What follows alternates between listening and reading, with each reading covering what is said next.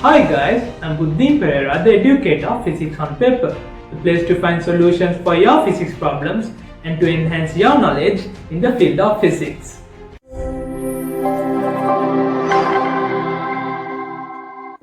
When talking about sprinting, what's the first name that comes to your mind? Of course, for most of you, it would be Usain Bolt. The record set by Usain Bolt in 2009 was 9.58 seconds for the 100 meters. What is 100 meters and what is 9.58 seconds? The 100 in the 100 meters is the magnitude, whereas meters, which is simple m, is the unit. And in 9.58 seconds, 9.58 is the magnitude and seconds is the unit. So guys, what's special about units and magnitudes? Today we'll be basic talking about the units. In general, there are physical quantities and non-physical quantities. In physics, we talk about the physical quantities. If I ask you a simple question, what do you need to measure your height?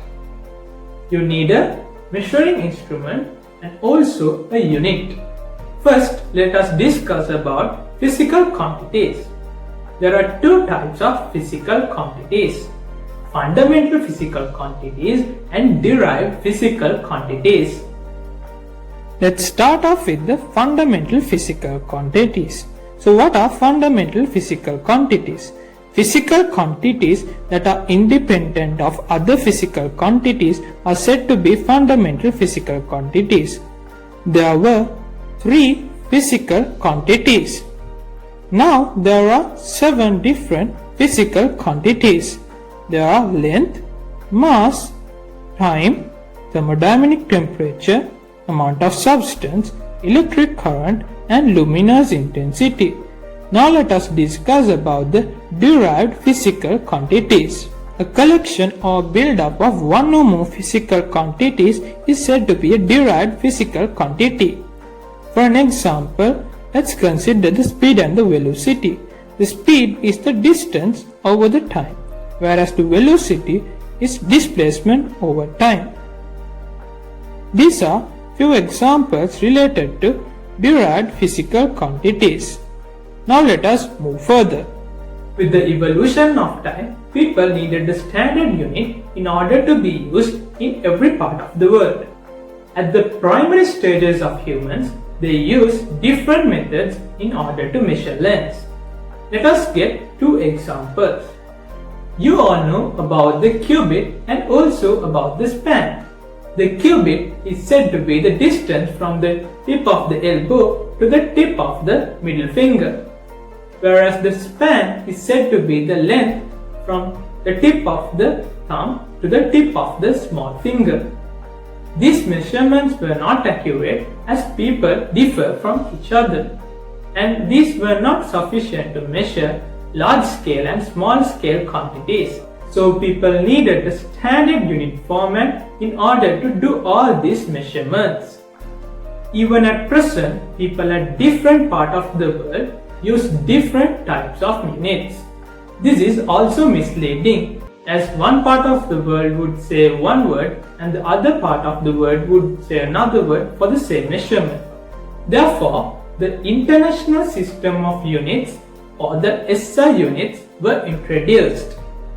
With the SI unit system, let's discuss about the fundamental units first. We have already discussed about the fundamental physical quantities. Each of the fundamental physical quantities has a unit and a symbol assigned to it. The length is in meters and the symbol is simple m. The mass is in kilograms and the symbol is kg. The time is seconds and the symbol is simple s. Electric current is in amperes and the symbol is capital A. Thermodynamic temperature is in Kelvin and the symbol is capital K. Amount of substance is in moles and the symbol is simple MOL. The luminous intensity is candela, the symbol is simple CD. With the fundamental units comes supplementary units. There are two supplementary units at present, the radians and steradians. The supplementary unit of physical anger is said to be radian, and the symbol is RAD or rad. And the solid anger has a unit of steradian, which has a symbol of SR. From fundamental units, we derive other units too. These are called derived units. There are two types of derived units. Units that have a special name for their units, and also units that have no special name for their units. First, let's discuss about the special name for their units. As we can see, there is a few examples related to it. These are commonly used in physics. The force is in newtons, pressure in pascals, energy in joules, power in watt, and these are the base units which have been derived from the fundamental units. As you can see, kilograms kg, meters m, per second squared, s-2 are the fundamental units in the physical quantity force. Similarly, these are the base units of pressure, energy and power. Also, there are units with no special name for their units. These are also said to be area, density, velocity and momentum as examples. The equations of area is length times breadth, which is m squared, which is derived from the fundamental physical quantity m. The density, the velocity, momentum have base units that have been derived from the fundamental units. You must have also seen about multiples of units and submultiples of units. As you can see, these 10 to the power positive integers are multiples of units and 10 to the power negative integers are submultiples of units. These are the examples from 10 to the power 0 to 10 to the power plus 18 and 10 to the power 0 and 10 to the power minus 18 units. These are frequently used in physical quantities related to physics. When using this SI system, you need to follow some rules and regulations. Let us discuss about the rules to be specific. If the unit is named after a person, the first letter of the unit should be a capital letter. For an example, let's take watt. The unit watt has capital W as its symbol. If it's Newton, it's capital N. If it's Pascal, it's different. The first letter is a capital P and the second letter is a simple A. So the unit is Pascal. When writing derived units, we need to keep spaces in between the units.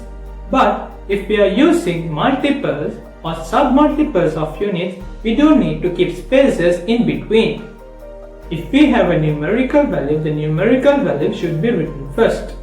Then we should follow it by the unit. The units are never used in its plural form. It's always in its singular form. When we write the derived physical quantities, we should always simplify down the powers we had in the fundamental units. So guys, that's about the physical quantities and units. Hope you guys enjoyed the video. Hit a like, subscribe and comment. Have a nice day guys.